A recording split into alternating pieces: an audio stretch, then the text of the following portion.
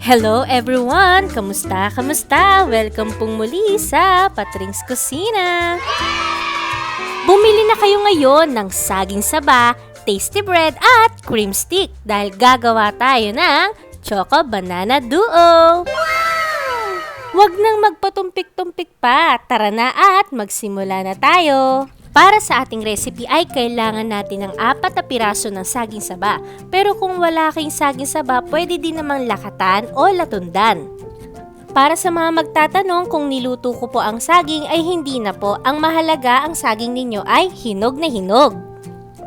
Baka bago lang kayo sa aking channel, huwag niyo pong kalimutan na mag-subscribe. Pakiclick niyo na rin po ang bell notification para updated po kayo sa mga next videos ko po.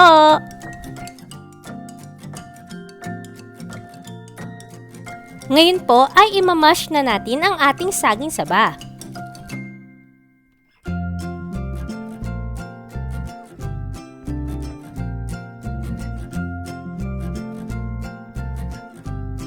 Kapag nadurog na po natin ang ating saging saba ay nag-add ako ng vanilla essence. Pero ito po ay optional lang naman.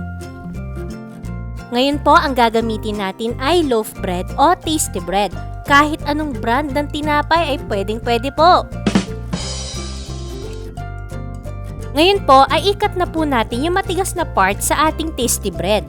Para hindi masayang at magkaroon kayo ng idea kung ano ang masarap na pwedeng magawa dyan sa ginupit natin, ay i-click nyo lang po ang link na nasa taas ng aking video. Meron akong bonus tutorial dyan, so panoorin nyo po ng buo ang video na yan. Guys, paki-like at follow nyo na din po ako sa aking Facebook page.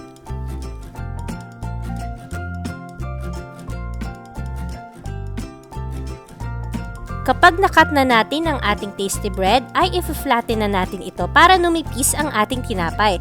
Pero kung wala kayong rolling pin, kahit anong mahabang baso na meron kayo, basta ma-flat nyo lang na mabuti ang tasty bread, ay okay na yon.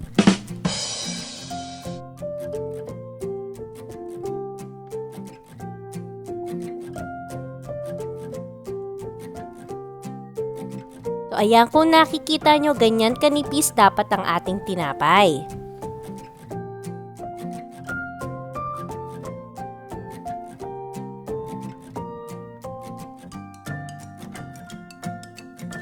Para sa ating egg wash na gagamitin natin sa pagpahid mamaya sa ating tasty bread, ay gagamit lang tayo ng 1 itlog.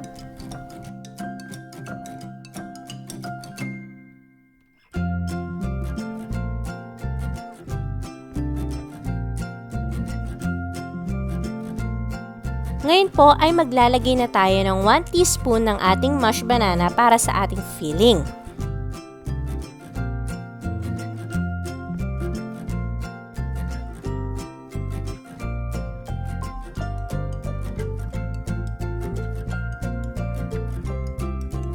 Para sa ating chocolate ay bibili lang tayo ng mga tig-pipiso lang dyan sa tindahan. Ang gagamitin natin ay Krim Stick.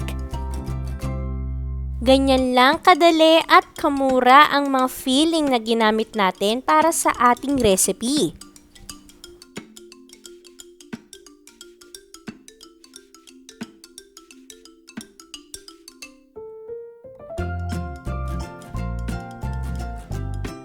Bago natin i-roll ay papahira natin ng egg wash yung bandang itaas ng ating tasty bread.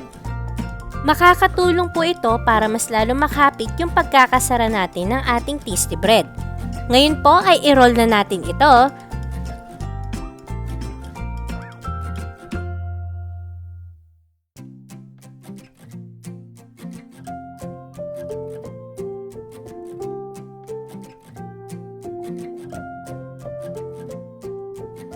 So kapag okay na lahat, ay pwede naman natin itong itabi muna sa ref kung hindi pa natin ito lulutuin.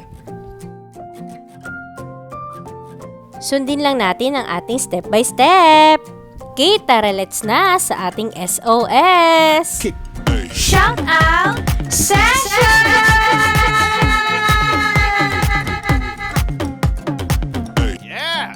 Shoutout po kay Bel Plenos ng lokal ng Albuera, distrito ng Leyte West, Razel Jarvis Pahinag, Heartful Kitchen, Doroha Family from Calbayog, Samar, Kimberly Armea from lokal ng Saipan, Micronesia. Hi din po kay Mark Jason ng lokal ng Taytay Rizal, kay Joy Joy Laguda from Escalante Occidental, Kimberly Idos from lokal ng Puzon, distrito ng La Union, Ren Foodie from Dasmariñas, Cavite, Eileen Pascual, lokal ng Camarin, distrito ng Caloocan, Lloyd Ruby Dacu, at kay Miss Florida Bautista ng Saudi. I love you all! Mama! Special mention ko po pala si Ate Jen dahil nagluto siya ng tofu egg roll. Ito ay niluto niya para sa kanyang bunso. Actually, hindi alam ng kanyang bunso na ang kinakain niya ay tokwa. Sarap na sarap siya. Ngayon po ay papahiran na natin ng ating egg wash yung outer ng ating tasty bread para mas maganda ang pagkaka-golden brown ng ating recipe.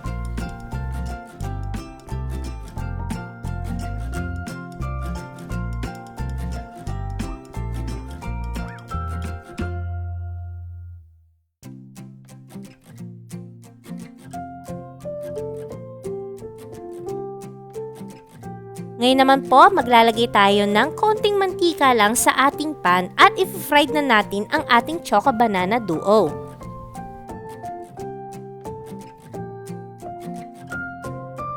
Huwag masyadong malakas ang apoy ha, kailangan katamtaman lang ang lakas ng ating apoy para hindi masunog agad ang ating Choco Banana Duo.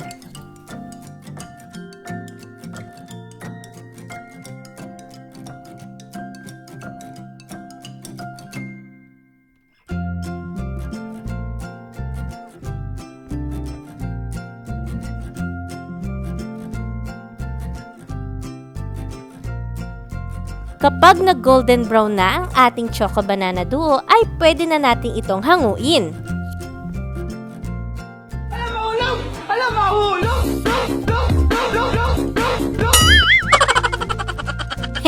Okay, take 2.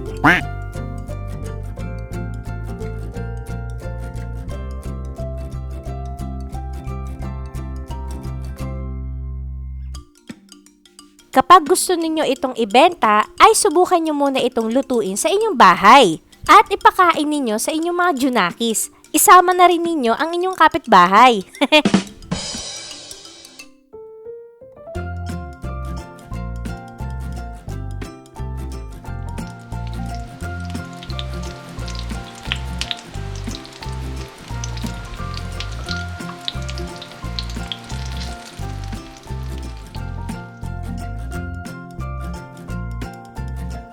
Biruin mo yun, sa 4 na saging lang, nakagawa tayo ng 20 piraso.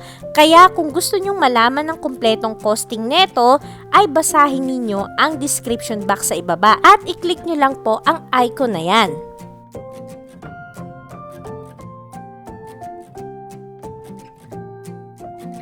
Kung nagustuhan nyo po ang recipe natin for today, ay huwag nyo pong kalimutan na i-like ang aking video, subscribe na po kayo sa aking channel. Kita-kits po tayo next week. Bye-bye!